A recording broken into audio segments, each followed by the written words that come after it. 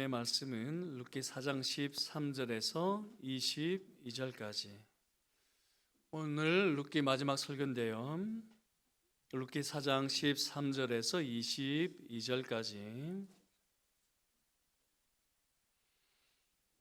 룻기 4장 13절에서 22절까지.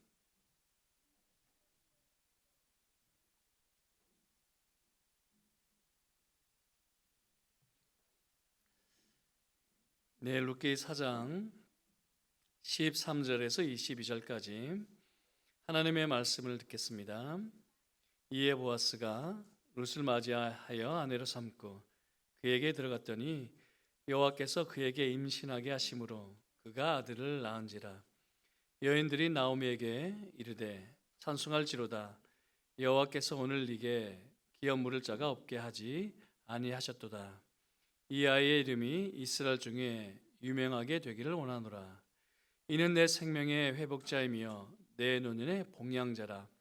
곧 너를 사랑하며 7 아들보다 귀한 내 며느리가 낳은 자로다 하니라. 나오미가 아기를 받아 품에 품고 그의 양육자가 되니 그의 이웃 여인들이 그에게 이름을 지어주되 나오미에게 아들이 태어났다 하여 그의 이름을 오벳이라 하였는데 그는 다윗의 아버지인 이새의 아버지였더라. 베레스의 계보는 이러하니라. 베레스는 헤스본을 낳고 헤스로는 람을 낳았고 람은 암미나답을 낳았고 암미나답은 나손을 낳았고 나손은 살몬을 낳았고 살몬은 보아스를 낳았고 보아스는 오벳을 낳았고 오벳은 이새를 낳고 이새는 다윗을 낳았더라. 아멘. 네, 오늘 하나님의 열심이라는 제목으로 설교를 할 텐데요. 자, 우리 친구들, 우리 계속해서 보아스와 룻의 이야기를 보고 있어요. 그렇죠? 자, 그런데 보아스가 룻을 처음 만났을 때에 보아스가 룻에게 어떤 말을 했을까요? 아니요. 그것은 룻이 얘기를 했고요. 보아스가 룻을 처음 만났을 때 이 말씀을 했어요. 이스라엘 하나님 여호와께서 그의 날개 아래에 보를 받으러 온 내게 온전한 상 주시기를 원하노라. 여호와의 날개 아래에 보를 받으러 온 내게 온전한 상, 곧 복을 주시기로 원한다. 그렇게 이야기를 했어요. 그래서 룻이 보아스에게 결혼해달라고 했을 때에 우연히가 이야기한 것처럼 룻의 요청을 받아주었고요. 룻과 결혼하기로 했어요. 자, 그런데 그 전에 어떤 일을 했을까요? 네, 성읍 장로들을 10사람을 불러서 이 모든 일들을 공적으로 법적으로 처리했다라고 이야기를 했어요. 그래서 교회도 장로들이 있어서 모든 일들을 공적으로 법적으로 한다. 이게 장로의 일이라고 이야기를 했던 거 기억이 나시죠? 네, 그렇게 재판을 내서 결혼을 했는데요. 시간이 지나서 어떤 일이 있었을까요? 룻이 아들을 낳았어요. 그래서 이 모든 일들이 행복하게 끝이 났어요. 자, 그런데 이 행복은 무엇 때문일까요? 아니, 누구 때문일까요? 누구 때문일까요? 네, 보아스 때문인데 보아스 뒤에 있는 하나님 덕분이에요. 그렇죠? 왜냐하면 보아스와 룻을 만나게 해주셨거든요. 이 모든 일들이 순조롭게 진행하게 해주셨거든요. 그래서 우리 눈에 보기에 보아스 때문이지만 그 뒤에 계시는 하나님 덕분이라는 것을 우리 친구들 꼭 기억하셨으면 좋겠어요. 하나님께서 이 모든 일을 이루셨어요. 그러니까 하나님은 우리를 위해 오늘도 쉬지 않으신다. 하나님은 우리를 위해 오늘도 쉬지 않는다라는 것을 기억하세요. 우리가 우리를 포기해도 하나님은 우리를 포기하지 않으시고 모든 일을 쉬지 않고 이루어 가신다라는 것 기억하세요. 우리가 우리를 포기해도 하나님은 쉬지 않고 오늘도 일을 하신다. 아시겠죠? 자, 그런데 그것이 끝이 아니에요. 행복하게 끝났다. 뭐 백설공주 이야기처럼 행복하게 끝났다. 그것만을 이야기하지 않고 있어요. 그래서 오늘 본문을 보았더니 족보를 기록하고 있죠.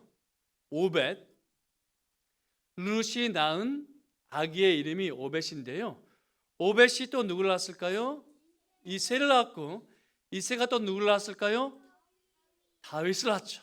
그러면 오벳은 다윗의 할아버지라는 뜻이에요. 룻이 낳은 오벳은 누구의 할아버지요? 네, 다윗의 할아버지요. 그럼 왜 족보 이야기를 이렇게 기록해 두었을까요? 하나님이 그 이후에 하실 일을 알라, 이런 뜻이거든요. 창세기 3장을 보면 에덴 동산에 아담이 하나님을 배반했어요. 그렇죠? 하나님을 반역했어요. 그러자 하나님께서 뱀에게 이런 말씀을 하시거든요. 내가 너로 여자와 원수가 되게 하고 내 후손도 여자의 후손과 원수가 되게 하리라. 그래서 성경을 보면 하나님의 자손과 뱀의 자손들이 끊임없이 전쟁을 해요. 끊임없이 전쟁을 해요. 그런데 결국에는 누가 이길까요? 여자의 후손이 뱀의 머리를 상하게 할 것이라. 그렇게 이야기를 하죠. 그래서 하나님은 끊임없이 여자의 후손을 역사 속에 보내주세요. 아담에게 하신 말씀처럼, 약속처럼 인간의 역사를 보면 어떻게 해요? 끊임없이 여자의 후손을 보내주세요. 그래서 이스라엘이 애굽 땅에서 애굽 사람들에게 고통을 당할 때, 그래서 하나님의 교회가 자칫하다가는 이 땅에서 사라질 위기에 처했을 때, 애굽 사람들에 의해서 하나님의 교회가 곧 이스라엘이 사라질 뻔했어요. 그런데 누구를 보내실까요? 누구를 보낼까요? 여자의 후손 모세를 보내시죠. 모세를 보내서 어디에서요? 나일강에서 건져주시죠. 그래서 홍해 바다에서 누구를 건져주실까요? 이스라엘을 건져주세요. 모세를 통해서 여자의 후손 아기를 먼저 보내시고 그 모세가 이스라엘을 구해줘요. 또 누구를 보낼까요? 오늘 족보를 보았더니 누구를 보내죠? 다윗을 보내요. 다윗이 누구의 머리를 깨부술까요? 골리앗. 뱀에게 하신 약속처럼 여자의 후손이 뱀의 머리를 상하게 할 것이라 했죠. 그 약속처럼 다윗이 울맷돌로 골리앗의 머리를 깨부수시죠. 그래서 우리 친구들, 이때에도 하나님의 교회가 없어질 뻔했어요. 누구 때문에? 블레셋 사람들 때문에. 그런데 하나님께서 오벳을 보냈고요. 오벳을 통해서 누가 왔죠? 다윗이 왔고, 다윗이 골리앗의 머리를 부쉈어요. 그래서 하나님의 교회를 구해 주셨어요. 또 마지막은 누가 오실까요? 마지막엔 누가 오실까요? 예수님 오셔서 교회를 구해 주세요. 이렇게 성경의 역사는 여자의 후손을 하나님께서 끊임없이 시대마다 보내세요. 그래서 하나님의 교회를 구원해 주세요. 마지막에 예수님께서 오셨고, 예수님께서 누구를 보내실까요? 또 사람을 보내시죠. 어쩌면 여러분을 통해서 또 하나님의 교회를 세워가는 그런 일들을 하실지 몰라요. 그런 꿈이 있나요? 네, 그런 꿈을 갖게 되기를 바라요. 그 아기를 통해서 하나님께서 구원하는 일을 한다. 어쩌면 내가 그런 사람일 수 있다.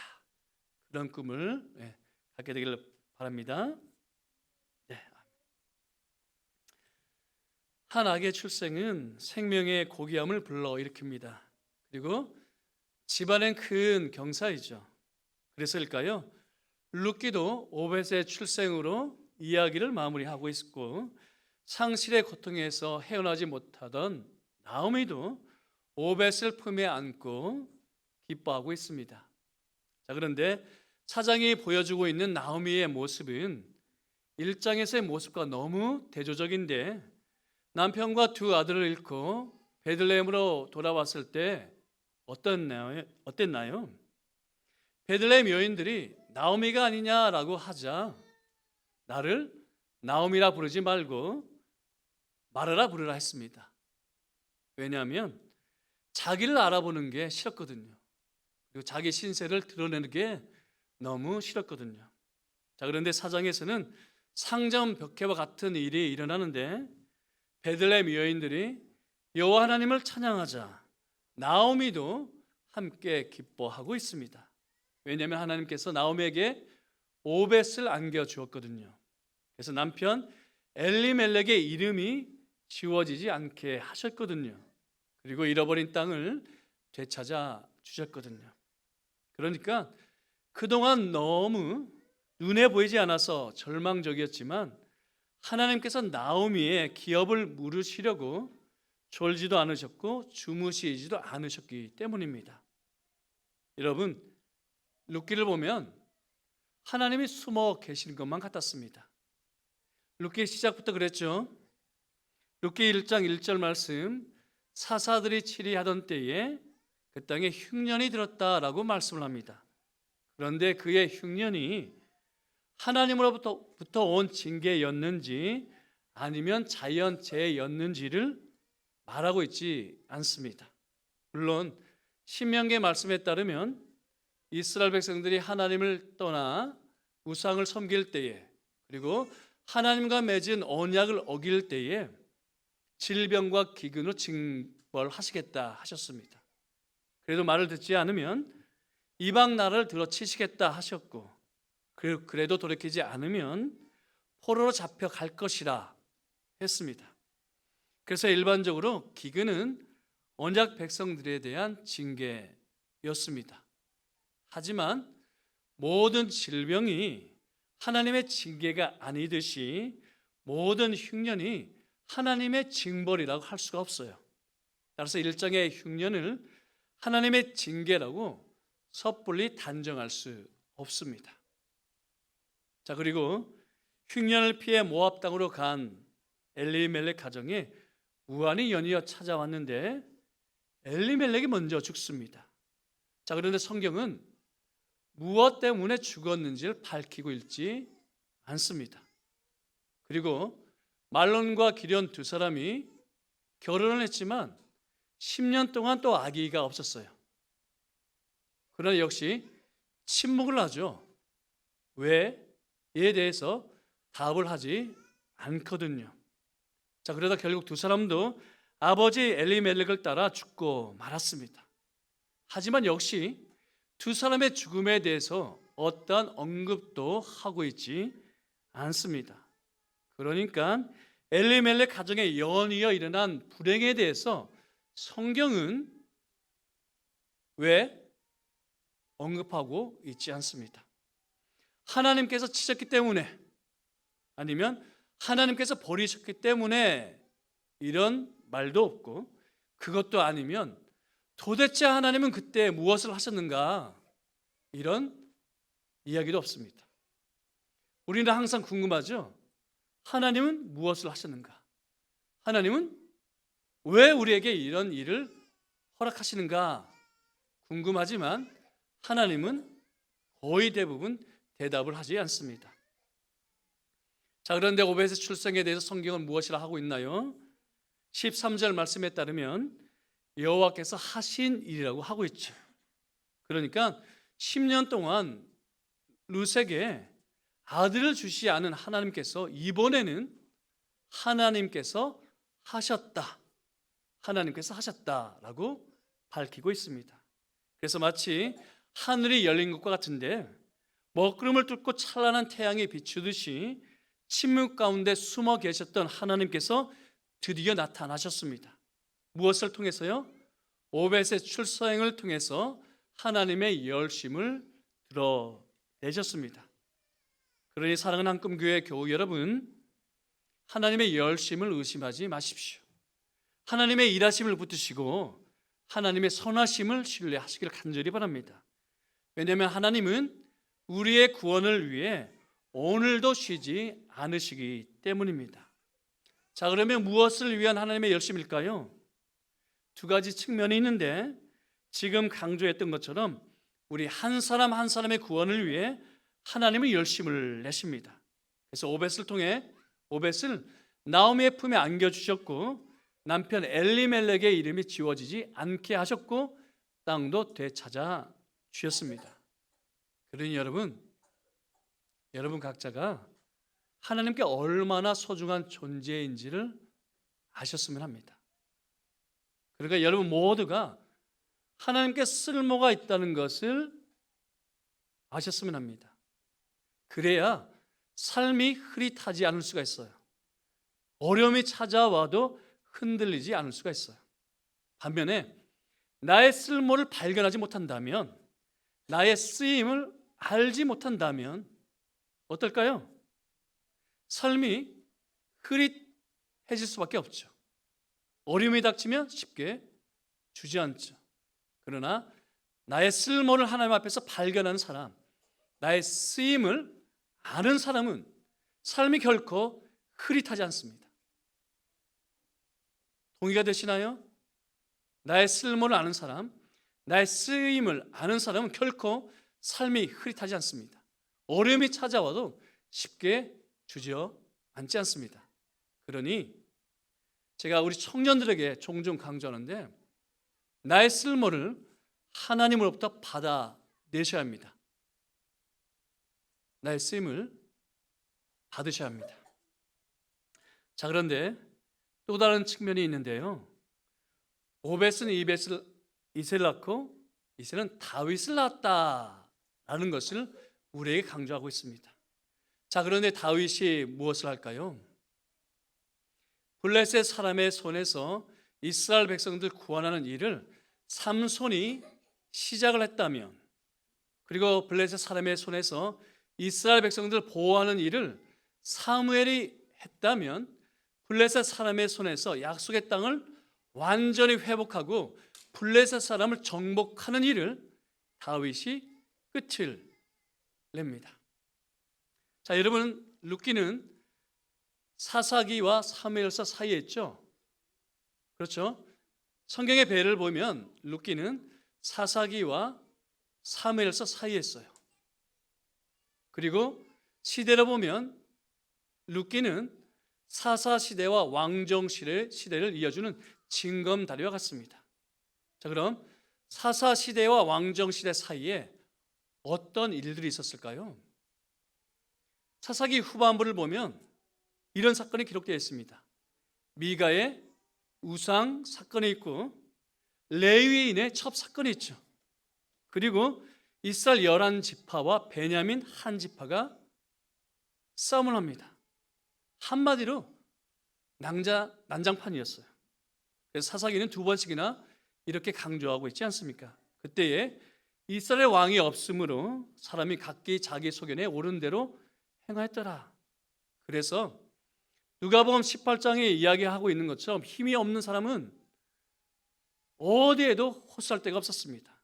왜냐하면 법을 집행해야 할 사람들이 자기 이석을 차렸거든요. 율법을 전해야 할 사람들이 율법을 먼저 어겼거든요. 심지어 제사장들은 과부의 재산을 삼켰거든요. 그 결과 어떤 일들이 있었을까요? 아니, 하나님께서 약속의 땅에 어떤 일들을 허락하실까요? 기근과 역병을 보내시죠. 그래도 듣지 않자 이방 나라 군대를 보내셨습니다. 참 재미있는데요. 하나님의 백성들이 하나님의 말씀을 듣지 않으면 알아듣지 못하는 사람들이 출현합니다. 경고예요, 경고. 하나님의 백성들이 하나님의 말씀을 듣지 않으면 어떤 사람들 보낼까요? 알아듣지 못하는 이방 군대를 보냅니다. 그래도 말을 듣지 않으면 포로로 잡아가죠. 자, 그래도 초기에는 지배를 받는 시간이 짧았어요. 그런데 중반을 지나 후반을 갈수록 이방 나라로부터 지배를 받는 기간이 굉장히 길어집니다. 마지막 사사 삼손 시대는 블레셋 사람으로부터 무려 40년 동안 지배를 받았대요. 40년 동안. 자, 그러면 이때 하나님은 무엇을 하셨을까요? 한 여인에게 찾아가셨습니다. 그리고 이렇게 말씀을 하셨습니다. 내가 이제 임신하여 아들을 낳을 것이다.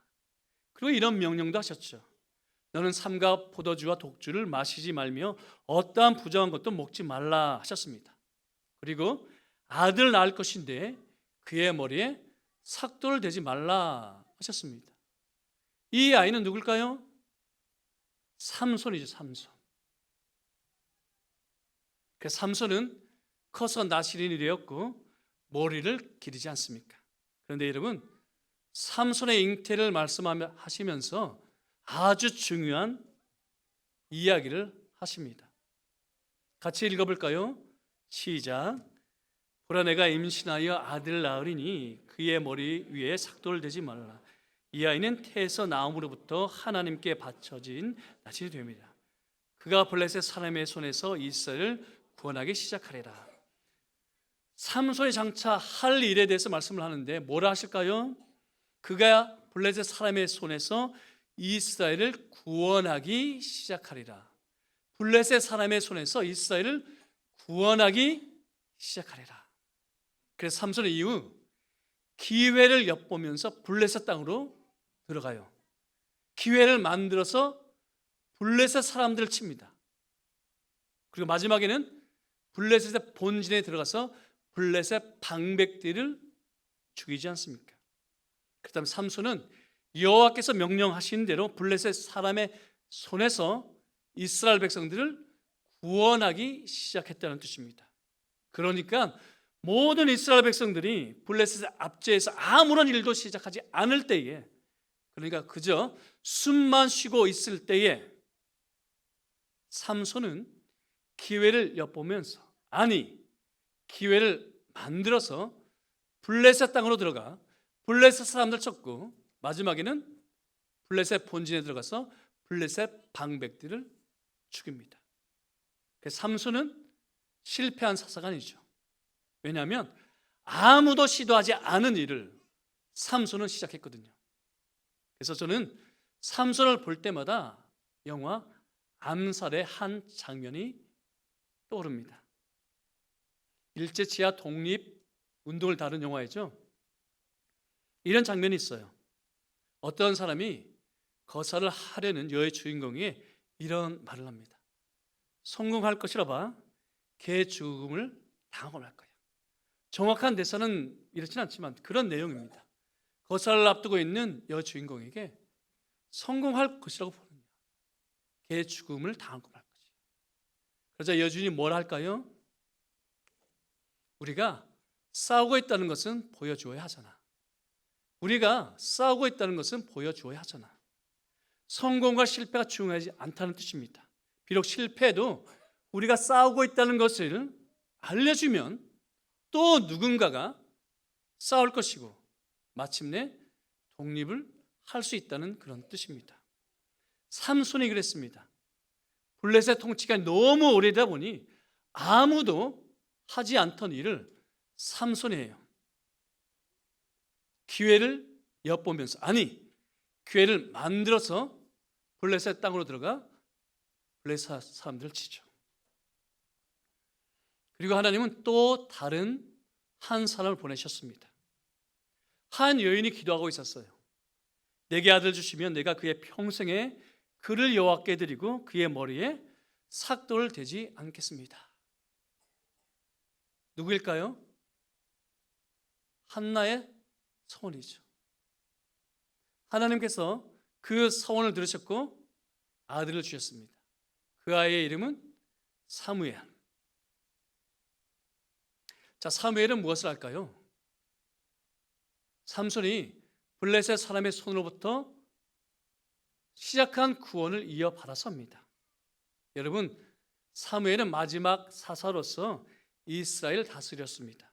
그리고 제사장으로서 이스라엘 위에 제사를 드렸고 율법을 가르쳤어요. 그리고 선지자로서 사울과 다윗에게 기름을 붓죠. 그러니까 사사시대와 왕정시대를 이어주는 매우 독특한 인물인데요, 많은 성도들이 사사로서 사무엘이 한 일에 대해서 잘 알지 못하는 것 같습니다. 에벤에셀 사건 들어보셨나요? 에벤에셀은 들어보셨죠? 에벤에셀은 어떤 뜻일까요? 하나님께서 여기까지 도우셨다. 에벤에셀은 잘 아는데 에벤에셀 사건의 의미는 잘 모르는 것 같습니다. 제가 12절 읽고 여러분께서 13절 읽어주시면, 사무엘이 돌을 취하여 미스바와 센 사이에 세워 이르되 여호와께서 여기까지 우리를 도우셨다 하고 그 이름을 에벤에셀이라 하니라.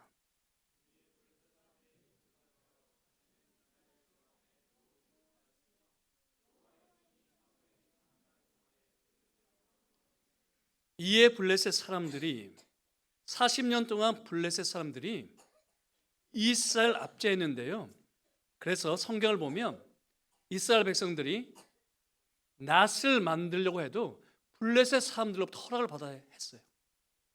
블레셋 사람들이 이스라엘 압제했다는 뜻입니다. 그런데 사무엘을 통해서 하나님께서 블레셋 사람들이 다시는 이스라엘 땅으로 들어오지 못하도록 막으셨다. 무엇을 말하고 있나요? 아무도 꿈꾸지 않았던 일을 삼손이 시작했다면 사무엘이 또다시 일어나서 그 일을 이어받아 했다는 뜻입니다. 그럼 누가 끝을 낼까요? 오벳의 손자 다윗이 마침내 끝을 내죠. 그래서 다윗은 물맷돌로 골리앗의 머리를 깨트립니다. 무엇을 상징할까요? 에덴 동산에 아담에게 하셨던 약속, 여자의 후손이 뱀의 머리를 상하게 할 것이라 라는 것을 성취해냅니다. 그리고 이후 이스라엘 왕이 되어서는 오랜 세월 이스라엘을 괴롭혔던 블레셋을 정복을 했고 약속의 땅을 되찾아냅니다. 정리해볼까요? 사사시대 말기 이스라엘은 블레셋의 압제 아래서 오랫동안 고통을 당해왔습니다. 그래서 하나님은 이스라엘 구원을 위해 열심을 내셨는데 이스라엘에게 세 사람을 보내셨어요. 먼저 삼손을 보내 블레셋 사람들의 손에서 이스라엘을 구원하는 일을 시작을 했고, 사무엘을 보내 블레셋 사람의 손에서 이스라엘을 보호했고, 마침내 다윗을 보내 약속의 땅을 회복하게 하셨으며 이스라엘을 마침내 블레셋 사람들의 손에서 완전히 회복했을 뿐만 아니라 블레셋을 정복합니다. 이제 적용해 볼까요? 초도에 강조했던 것처럼 우리를 구원하시는 하나님의 열심은 멈춘 적이 없습니다. 중단된 적이 없습니다. 그리고 실패한 적도 없습니다. 그러니 하나님의 선하심을 의뢰하세요. 하나님의 일하심을 붙드시길 바랍니다. 특히 나의 쓰임을 확인하십시오. 그래야 삶이 흐릿하지 않을 수 있고 흔들리지 않을 수 있습니다. 둘째, 하나님의 열심은 우리에게 아기를 보내시는 일로 드러납니다. 따라서 교회는 사람을 키워내야 합니다. 교회는 사람을 키워내는 일에 자원을 쏟아 부어야 합니다. 그런데 한금교회가 분립한 이유가 이것 아닌가요? 청년을 섬기려고 나오지 않았습니까? 다음 세대를 키우려고 모이지 않았습니까? 저는 은퇴할 때 꼭 보고 싶은 게 있습니다. 지금 이 자리에 있는 우리 어린 친구들이 제가 은퇴할 쯤에 청년이 되었겠죠.